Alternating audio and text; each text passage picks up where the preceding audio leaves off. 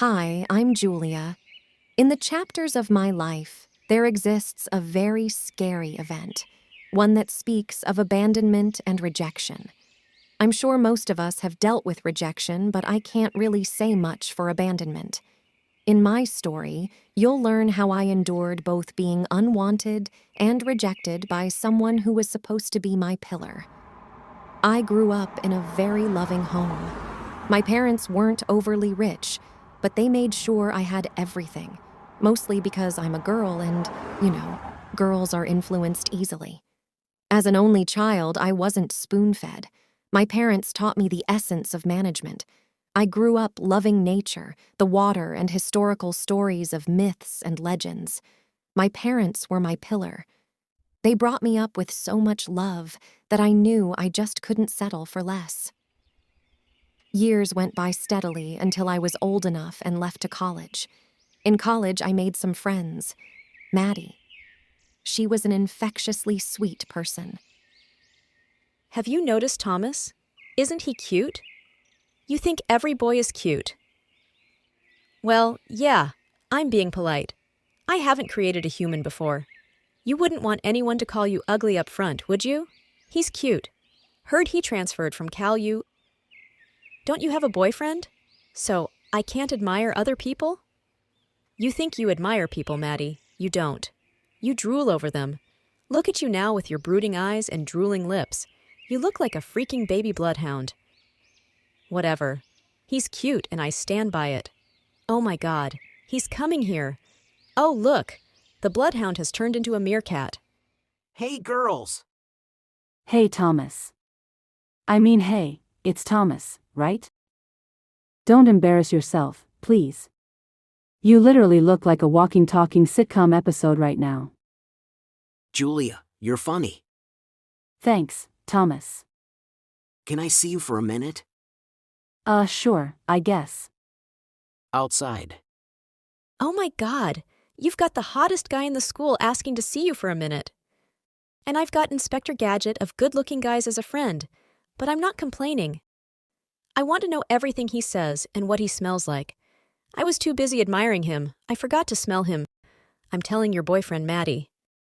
Hey, what's up? I wasn't going to lie. Thomas was handsome. With his short burgundy-colored hair and those piercing gray eyes, I understood Maddie. But I had self-control. Ain't no way I was letting Thomas see me drool. I'm sorry for popping my face when you're having lunch with your friend. Trust me, she enjoys seeing your face more than mine. What's up? I'm surprised you're talking to me though. Yeah, talking to the brightest philosophy student in sophomore year is clearly something I've never done. I need help with the course and I was hoping you'd take me on. I couldn't believe my ears. It was like I was living a scene from a Walk to Remember movie. You want me to tutor you? Yes. All right. My parents taught me life is about helping others. I'm glad you have such morally upright parents. You parents aren't? No, they are. Their way of life is just subtle. Well, I'll text you then we can discuss the schedule. You betcha. Bye.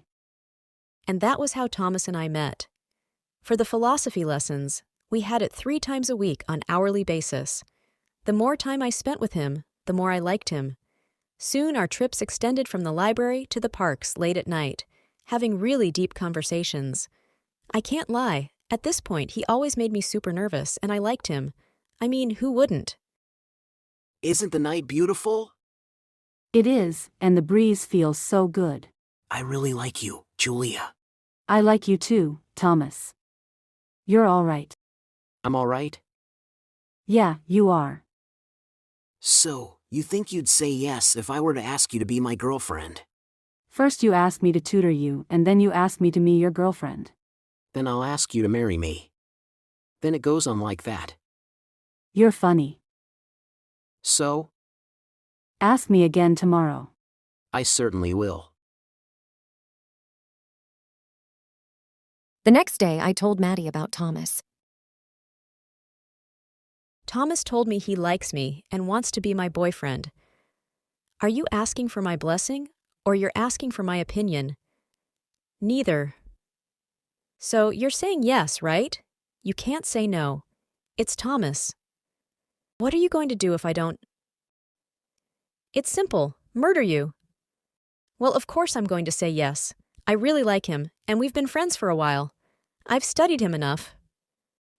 Yeah, right. Studied him while you two studied. I'm done with you. You ready to go to class? Yup. Capture the moment and his reaction when you say yes.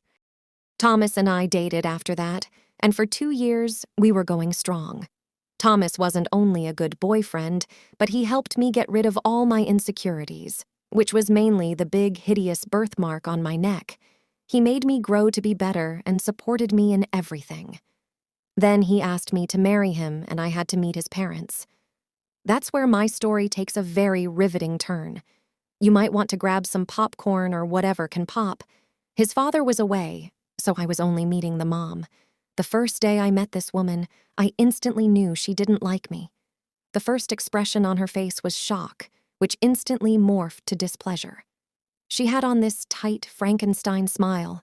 It was truly terrifying.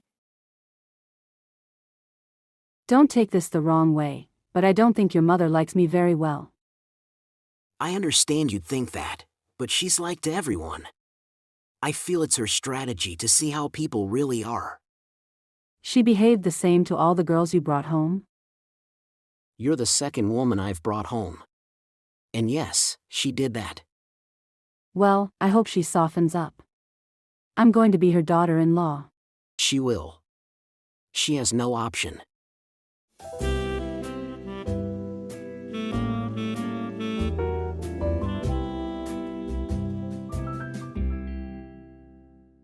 I forgot about it and hoped she opened up at her own time.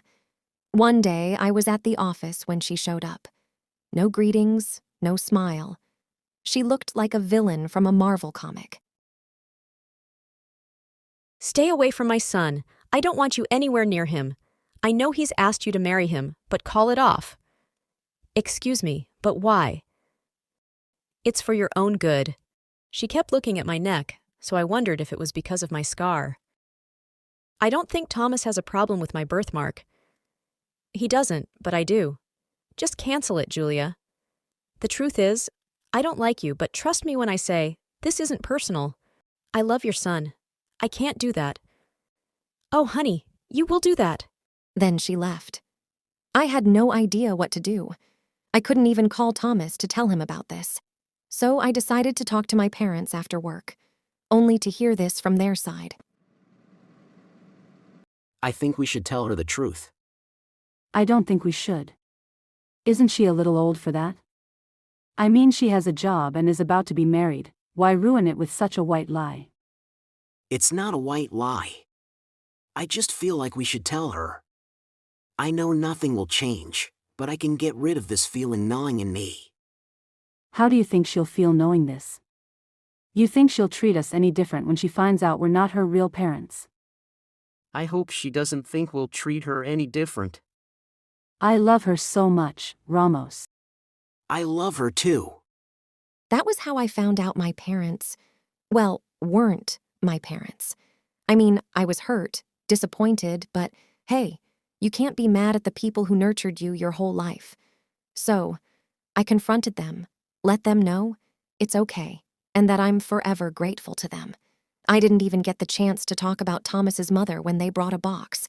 Talk about opening Pandora's box, 'cause what I saw changed everything about my life.